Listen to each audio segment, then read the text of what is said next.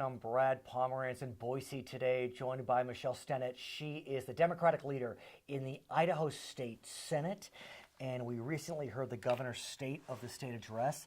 A lot of emphasis on education.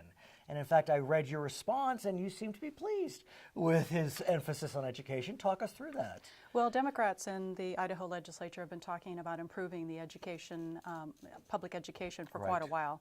It is a direct link to the economy. We are improving and gaining more industry and jobs, but we don't have the skilled workforce to be able to cover that industry. And I want to talk about that because the governor talked about transforming a few institutions to meet those goals. Right. We know, for example, that we're looking to transfer or transmit Eastern Idaho Technical College into a community college. As well as the College of Western Idaho bring a Boise campus. Right, and we have a College of Southern Idaho as well.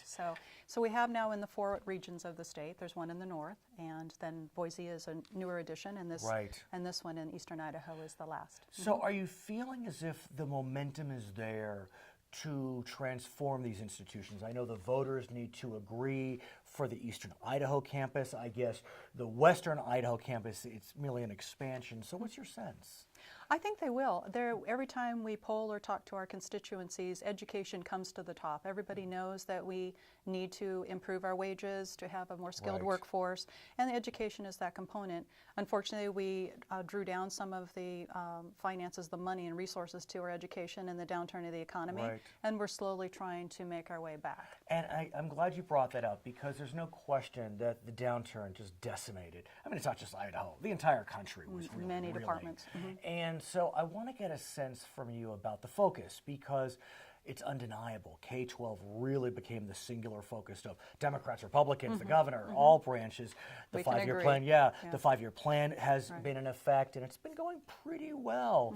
So are we now looking towards higher ed because K-12 was so singularly the focus? Well, the task force proved to be very successful because it made us focus and put it within a time period and give us direction. And to the governor's credit, he has stayed on task. He's done what he's promised. He's followed the task force recommendations.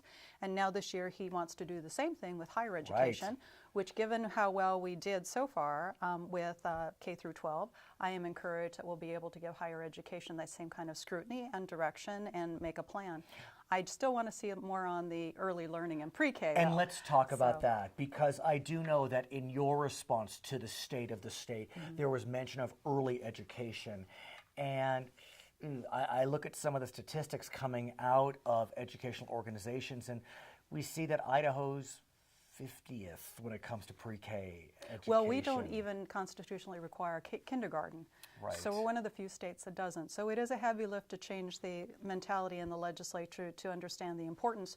Though every time we ask our colleagues, they see from all of the research how important it is to have that early learning so kids are reading by a certain like 3rd or 4th grade, and that directly impacts whether they'll be productive adults in the economy or whether they'll go into corrections. And so we really have to be proactive on the early end to really benefit what we can as adults who contribute to the economy and the community. So the good news in terms of the Idaho budget is there's a significant surplus.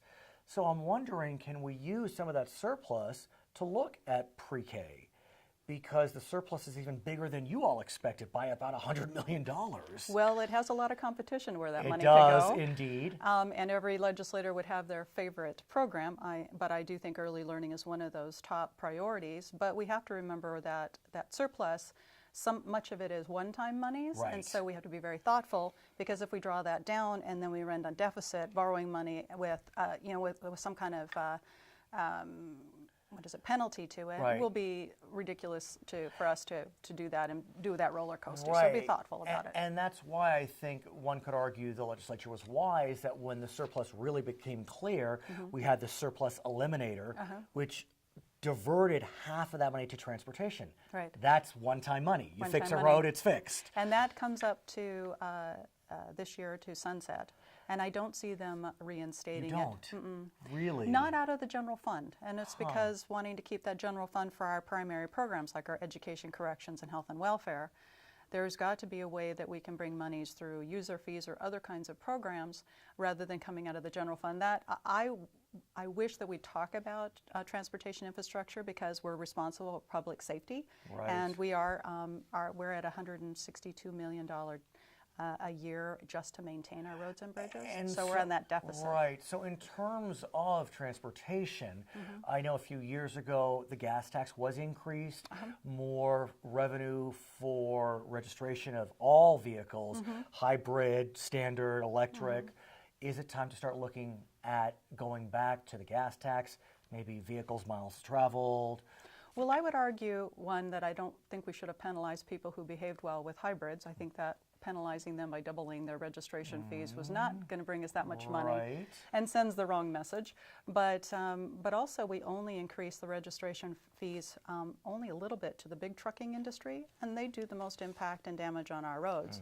So I think having a fair conversation about the users to the roads, about what they should do to invest in improving those roads, needs to be our second conversation. You mentioned health and welfare, and I want to talk about health care.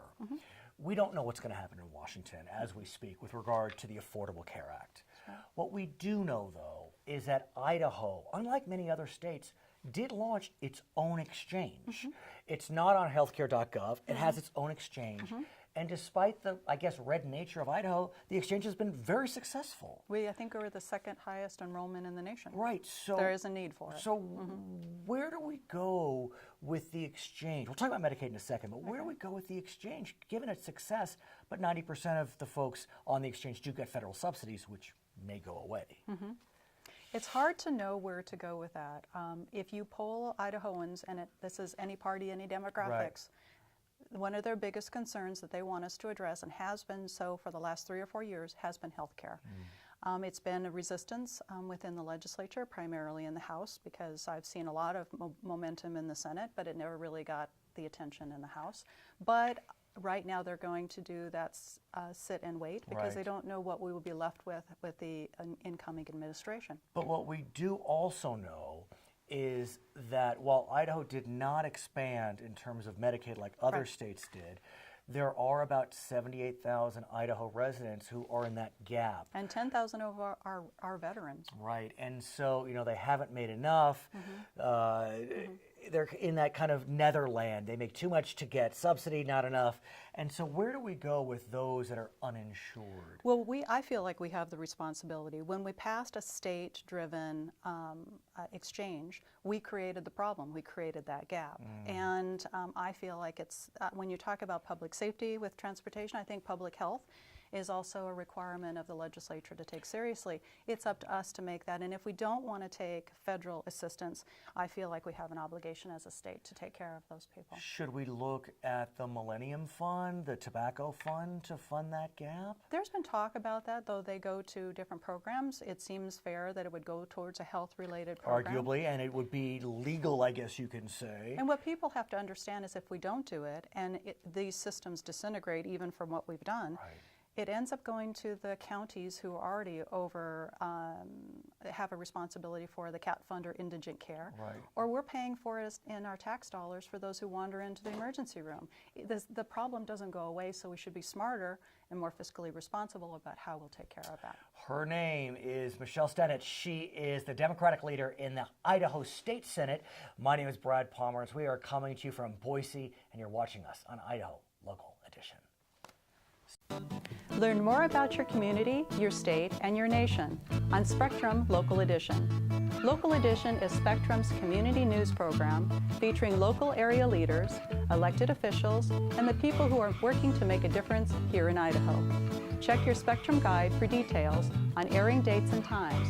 It's all for you, it's all about Idaho, and only on Spectrum. Spectrum Local Edition. Interesting topics from interesting people.